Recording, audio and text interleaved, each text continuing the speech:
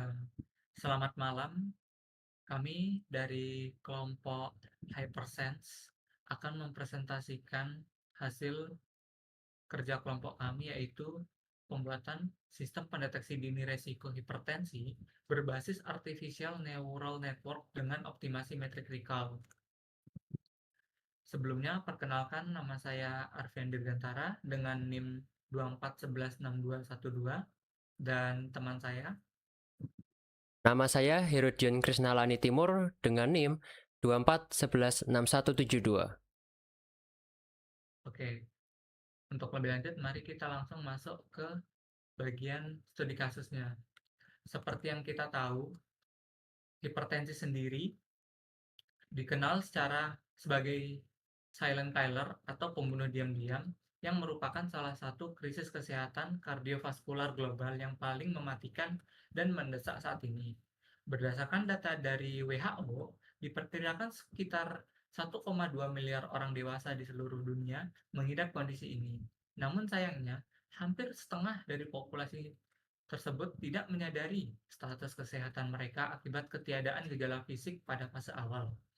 Jika dibiarkan, tekanan darah tinggi yang terus-menerus akan merusak organ-organ vital secara perlahan dan memicu komplikasi fatal seperti stroke, gagal jantung, hingga gagal ginjal. Kondisi ini menjadikan upaya deteksi dini bukan lagi sekedar langkah pencegahan biasa, melainkan sebuah keharusan mutlak untuk menyelamatkan nyawa dan menekan angka mortalitas kardiovaskular. Meskipun urgensi deteksi dini sangat krusial, pelaksanaan penapisan hipertensi secara masif dan berkala masih menghadapi kendala operasional yang signifikan. Masifnya jumlah populasi yang beresiko seringkali berbenturan dengan keterbatasan sumber daya fasilitas kesehatan yang kurang memadai. Untuk itu, metode pemeriksaan konvensional yang mengandalkan pengecekan manual satu persatu menjadi kurang efisien untuk mencakup populasi yang luas. Terlebih, banyak individu yang merasa sehat sehingga enggan untuk melakukan pemeriksaan rutin. Kesenjangan antara tingginya kebutuhan akan deteksi dini dan keterbatasan kapasitas operasional medis ini menciptakan urgensi akan adanya intervensi teknologi guna mengotomatisasi proses identifikasi resiko. Untuk menjembatani celah tersebut, penelitian ini mengusulkan pengembangan sistem screening otomatis berbasis artificial intelligence yang dinamakan dengan Hypersense. Sistem ini kami bangun dengan memanfaatkan algoritma ANN atau backpropagation karena kemampuannya yang luar biasa dalam memetakan interaksi pola resiko penyakit yang kompleks dan non-linear dari rekam medis pasien.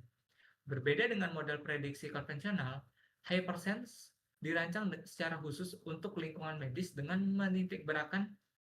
menitikberatkan pada minimalisasi false negatif melalui optimalisasi metric recall dengan mengkalibrasi decision threshold-nya secara presisi.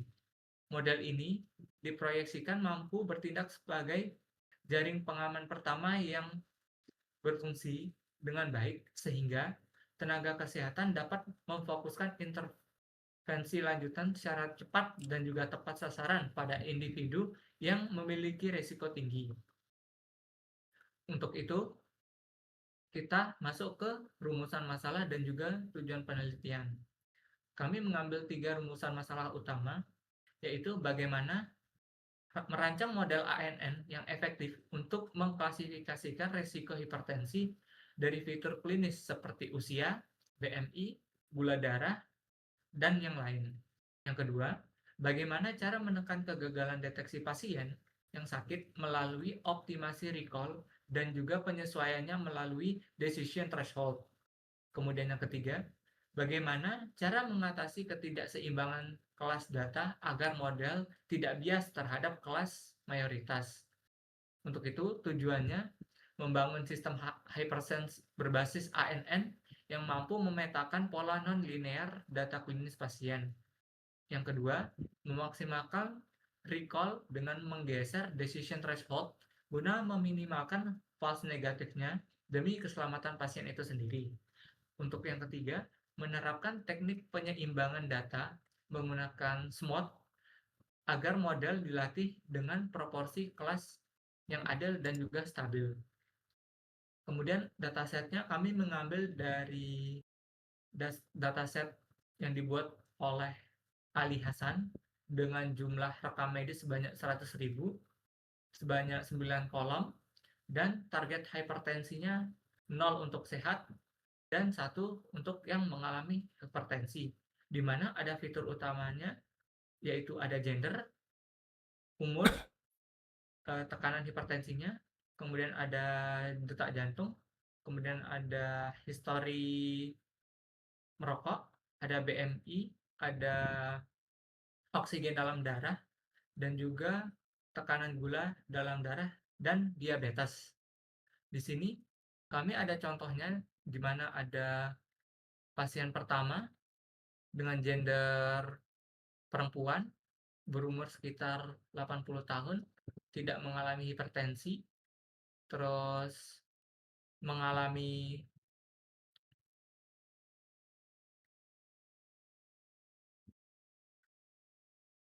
heart disease, mengalami sakit jantung, tidak ada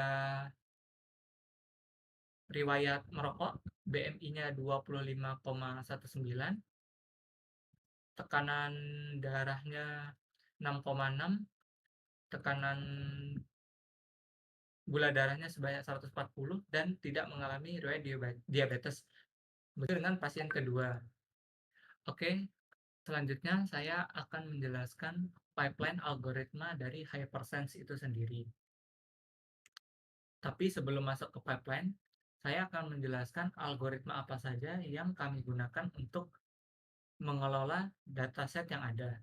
Yaitu yang pertama ada MLP atau Multilayer Perceptron, yaitu algoritma utama berbasis jaringan saraf tiruan berarsitektur feed-forward yang bertugas mempelajari pola data rekam medis untuk memprediksi resiko hipertensi itu sendiri.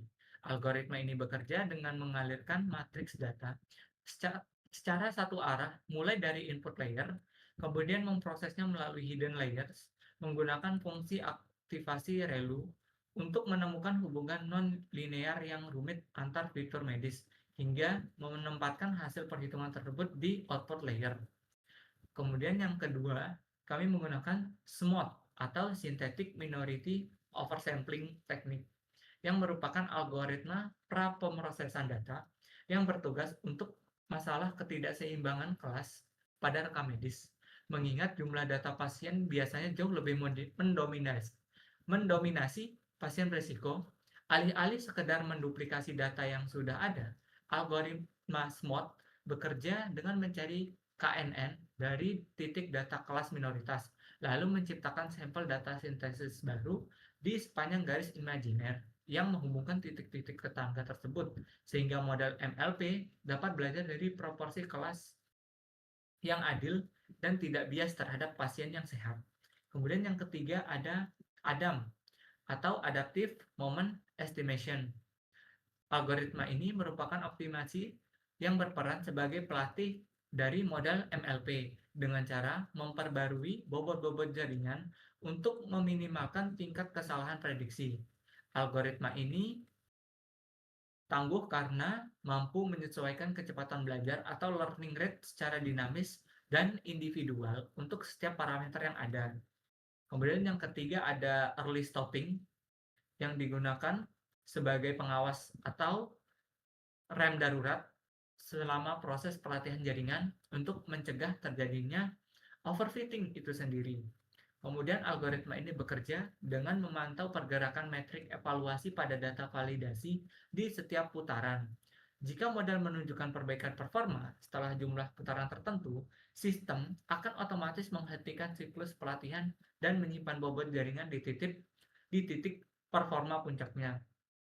Kemudian yang terakhir kami menggunakan Reduce LR on Plateau, yaitu algoritma penjadwalan dinamis yang bekerja berdampingan dengan optimizer ADAM untuk membantu model bernavigasi saat terjebak di bagian stagnan.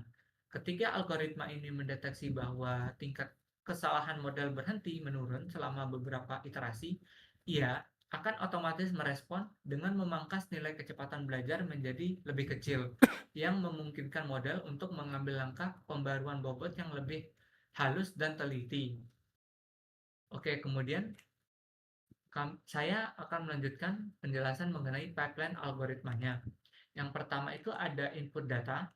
Input data menerima sistem dataset rekam medis pasien yang berisi berbagai variabel dan fitur. Fitur-fitur ini mencakup demografis seperti usia dan jenis kelamin, kemudian ada metrik fisik seperti BMI, hingga hasil kadar gula darah. Kemudian terdapat fitur rekayasa bernama HbMI Rix untuk ditambahkan dalam menangkap interaksi resiko gabungan antara penuaan dan juga obesitas.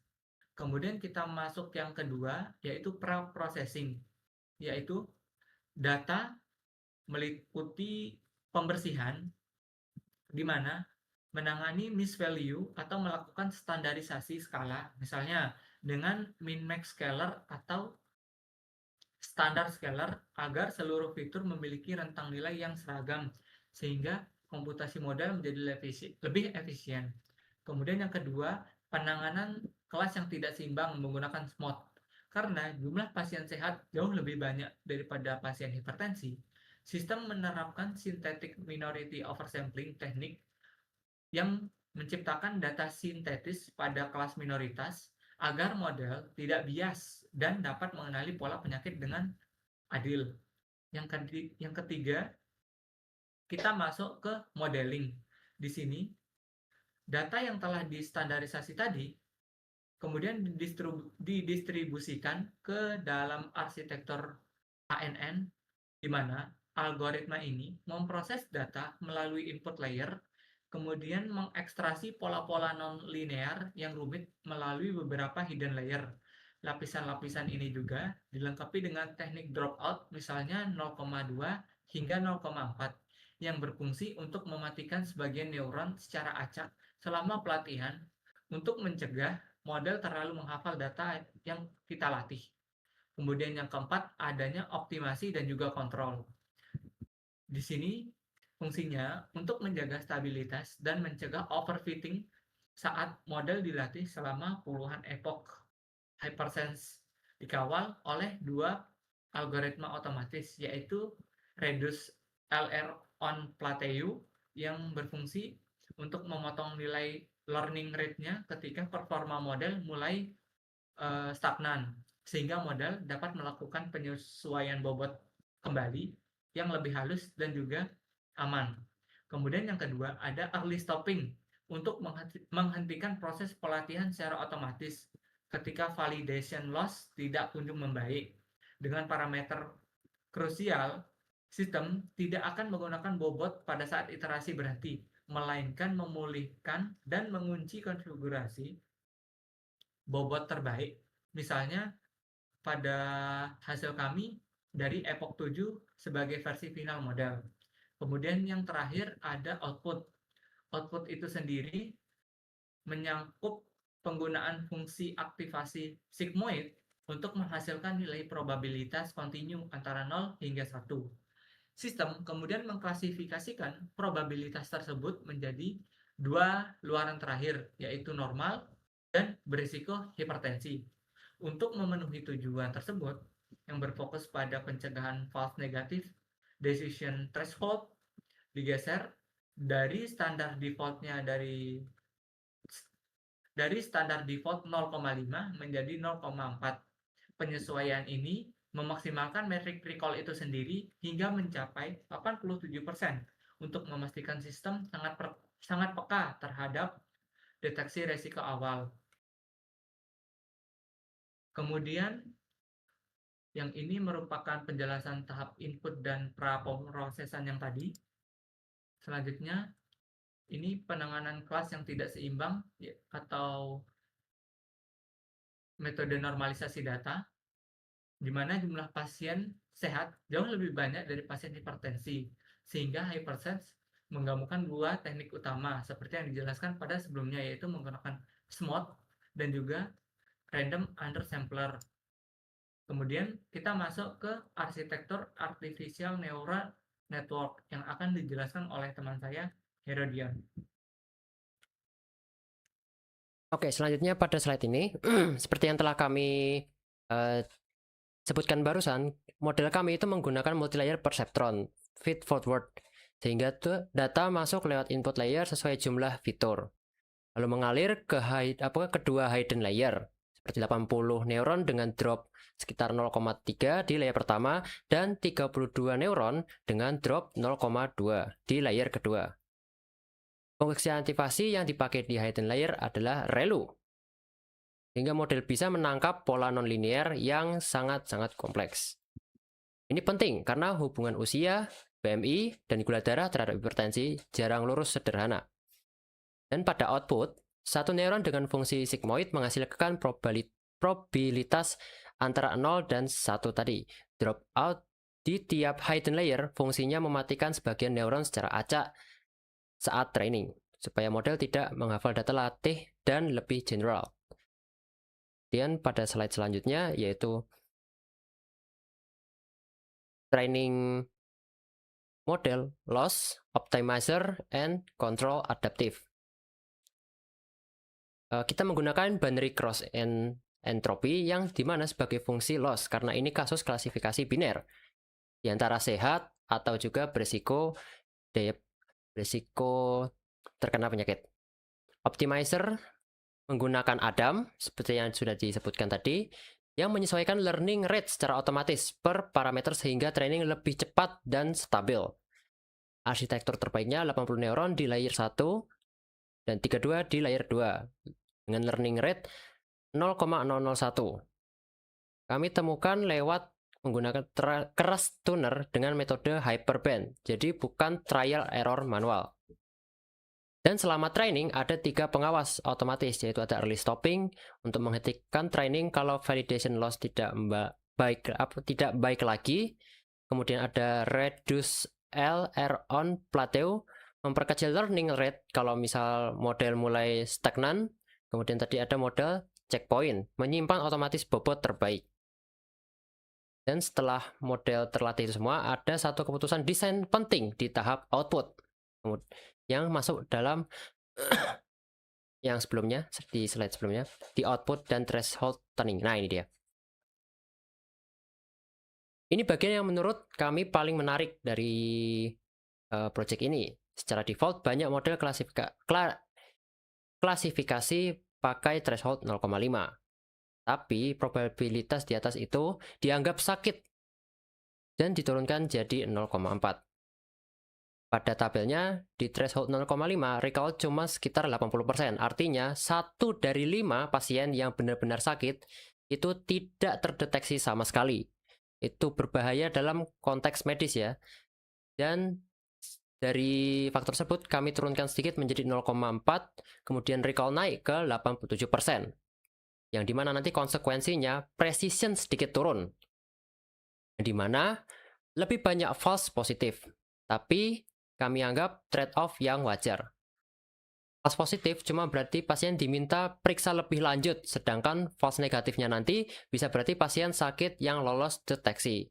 Dan itu sedikit tidak terlalu tidak terlalu lebih Berpengaruh.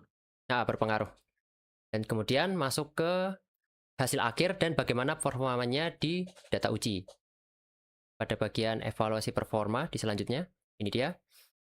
Hasil akhirnya, akurasinya kita dapat 95%, loss-nya 0,21, dan recall tadi 87% di threshold 0,4. Kalau kita lihat grafiknya, akurasi dan loss, garis training dan validasi bergerak beriringan dan cukup stabil, yang dimana menandakan model tidak overfitting berlebihan, dan early stopping bekerja dengan sangat baik, menghentikan training di titik optimal. Confusion matrix di kanan menunjukkan sebaran prediksi, kemudian dari pasien yang benar-benar sakit. Sebagian besar berhasil terdeteksi sebagai prediksi sakit, sesuai target utama kami menekan false negatif. Dan angka-angka ini bagus. Tapi kami ingin tahu kenapa model mengambil keputusan tertentu, dan disinilah explainable AI masuk. Di slide selanjutnya. Nah, ini dia expandable, fitur paling berpengaruh atau Sharp Global. Kami pakai Sharp untuk membuka kotak hitam model secara global. Ada 3 fitur paling berpengaruh, yaitu ada HBMI RISC, kemudian ada umur sendiri, dan ada hemoglobin atau oksigen. Titik merah di kanan menunjukkan nilai fitur yang tinggi, mendorong prediksi ke arah berisiko. Sedangkan titik birunya yaitu sebaliknya. Di sini hasil sejalan dengan literatur medis. Hemoglobin yang tinggi mengindikasikan diabetes atau pradiabetes, dan itu memang sering muncul bersamaan dengan hipertensi. Jadi model kami tidak cuma akurat, tapi lebih masuk akal secara klinis. Kemudian dari gambaran ini, dari apa namanya, gambaran ini Grafik. merupakan gambaran globalnya ya. Kemudian nanti ada Sharp juga bisa menjelaskan beberapa keputusan untuk satu pasien spesifik, dan itu berada di selanjutnya. Nah, ini disebut Sharp Locker atau per pasiennya. Jadi ada contoh analisis untuk satu pasiennya. Warna merah menunjukkan fitur yang mendorong prediksi ke arah sakit. Kemudian ada yang biru tadi untuk mengindikasikan atau mendorong ke arah sehat. Kemudian di sini usia HBMI atau umur yang sesuai BMI lah yang bisa kita bilang, yang tinggi jadi pendorong utamanya sebagian besarnya ya. Sementara warna biru seperti blood glukosa dan BMI yang masih normal. Sedikit menurunkan probabilitas risiko. Ini penting secara praktis. Tenaga medis tidak cuma dapat angka probabilitasnya, tapi juga ada alasan di baliknya itu. Sehingga keputusan model bisa dipertanggungjawabkan, bukan sekedar kotak hitam yang harus dipercaya secara mentah-mentah dan buta. Meski hasilnya bagus, kami juga memiliki keterbatasan pada model ini. Dan kemudian keterbatasannya itu ada di slide selanjutnya. Ya, kami akuilah ada keterbatasan yang bisa kita temukan, yaitu ada dataset hanya dari satu sumber publik yang dari Hasan tadi. Jadi masih kurang banyak sekali dataset yang kita temukan. Dan nanti jadinya representatif untuk semua populasi. Kemudian keterbatasan kedua itu ada potensi bias dari faktor yang tidak tertangkap di data, seperti genetik ataupun juga gaya hidup. Kemudian keterbatasan ketiga, model adalah alat bantu keputusan dan bukan pengganti diagnosis dokter yang lebih profesional dan mendalami hal tersebut. Kemudian ada yang keempat, yaitu meskipun Sharp membantu interpretasi, memahami implikasi klinisnya, tetap butuh keahlian medis yang sesuai dengan aturan-aturannya, yang lebih ini juga lebih apa namanya lebih detail. Kemudian sebagai penutupnya akan kami simpulkan bahwa Hypersense berhasil membangun model ANN dengan akurasi 95% dan recall sebanyak 87% pada threshold 0,4, yang dimana mengutamakan sensitivitas deteksi demi keselamatan pasien. Ini didukung oleh hyperparameter tuning otomatis, hybrid resampling untuk data yang seimbang, dan analisis Sharp yang membuat model transparan dan bisa dipertanggungjawabkan secara klinis. Yang perlu digarisbawahi adalah Hypersense dirancang sebagai alat screening awal dan bukan pengganti diagnosis medis final yang sesungguhnya. Dan mungkin ke depannya dataset yang lebih beragam dan validasi klinis akan semakin memperkuat kendalanya. Oke, Mungkin terima kasih dari Herodian.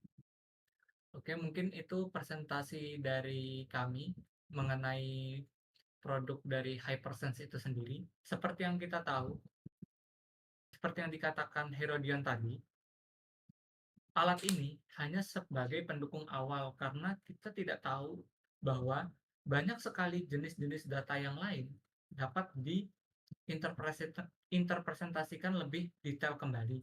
Jadi, dataset yang kami perlukan pun harus lebih banyak untuk mendapatkan hasil dari training error ataupun kesimpulan yang lebih baik. Jadi, mungkin itu saja dari kelompok kami. Kurang lebihnya mohon maaf. Selamat malam.